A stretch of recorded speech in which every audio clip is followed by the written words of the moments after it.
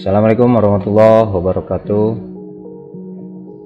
Video ini merupakan lanjutan dari materi Bahasa Indonesia kelas 11 di bab 2 mengenai teks eksplanasi. Kita mulai saja. Yang poin D mengenai analisis struktur dan kebahasaan teks eksplanasi.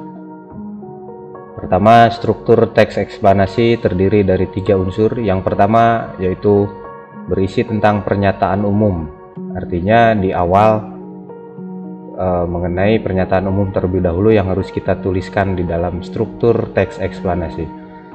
Dilanjut yang kedua yaitu mengenai strukturnya, yaitu penjelasan mengenai proses-proses terjadinya yang ada di dalam teks eksplanasi yang kita tulis. Yang terakhir yaitu struktur teks eksplanasi tentang yaitu penutup. Jadi artinya ini sebagai simpulan dari struktur teks eksplanasi yang sudah kita buat, yang sudah kita tulis. Selanjutnya mengenai kebahasaan. Ada 3 unsur dalam kebahasaan teks eksplanasi. Yang pertama yaitu yang berisi bahasa istilah. Jadi istilah-istilah tertentu dalam sebuah teks eksplanasi yang harus kita tuliskan dalam proses menulis teks eksplanasi. Yang kedua, kebahasaannya terdiri dari keterangan waktu peristiwa atau waktu proses mengenai terjadinya sesuatu hal yang mau kita catat atau yang mau kita tulis dalam sebuah teks eksplanasi. Yang ketiga yaitu konjungsi antar kalimat. Jadi bahasanya teks eksplanasi itu pasti ada unsur konjungsi antar kalimat. Konjungsi yaitu kata hubung. Berarti kalau di sini diartikan konjungsi antar kalimat berarti ya kata hubung yang menghubungkan kalimat yang satu dengan kalimat yang lainnya atau yang berikut. Kemudian dilanjut kepada poin E mengenai produksi teks eksplanasi atau kita membuat sebuah teks eksplanasi. Ada 3 unsur. Yang pertama yaitu pola pengembangan dalam teks eksplanasi. Yang kedua yaitu langkah-langkah penulisan dalam teks eksplanasi. Dan yang ketiga yaitu penyuntingan teks eksplanasi.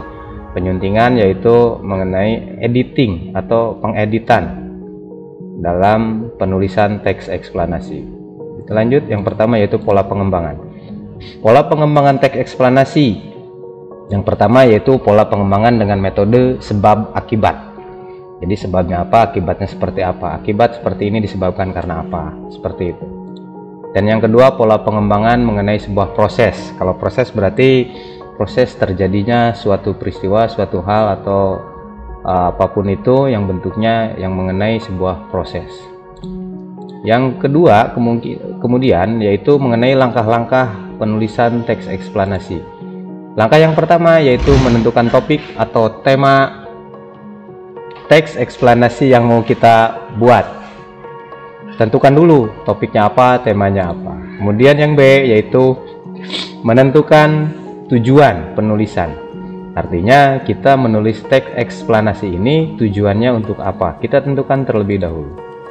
Yang ketiga yaitu mengumpulkan data dari berbagai sumber. Ya jelas, teks eksplanasi harus didasari oleh data-data yang bersumber dari sumber yang valid atau yang konkret atau yang ada.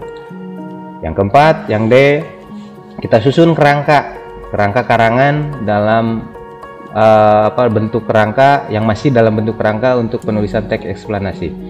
Yang kelima atau yang E yaitu kita kembangkan kerangka yang sudah kita buat sebelumnya menjadi sebuah karangan teks eksplanasi.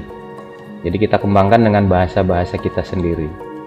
Lanjut, langkah-langkah penyuntingan atau pengeditan teks eksplanasi.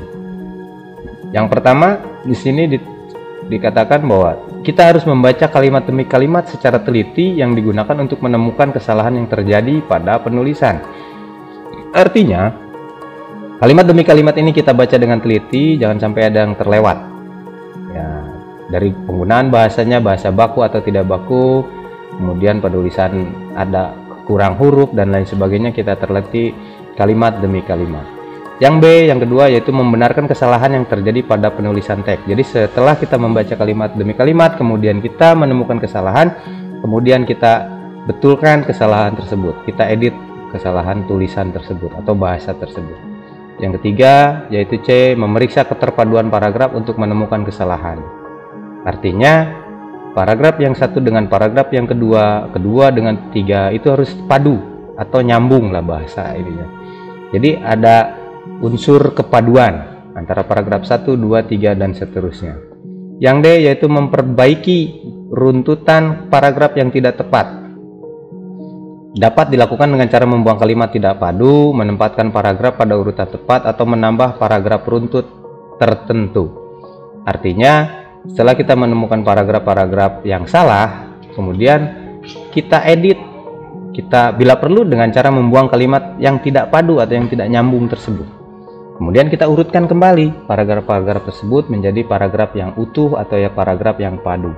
Sehingga kalimat atau penggunaan bahasa kalimat demi kalimat, kemudian urutan paragraf demi paragrafnya dalam sebuah teks eksplanasi yang kita buat itu menjadi sebuah teks eksplanasi yang bagus, yang baik, yang rapih penulisannya, penggunaan bahasanya, penulisan kalimat dan paragraf-paragraf. Baik, itu saja untuk materi bab 2 lanjutan dari teks eksplanasi ini. Terima kasih atas perhatiannya. Wassalamualaikum warahmatullahi wabarakatuh.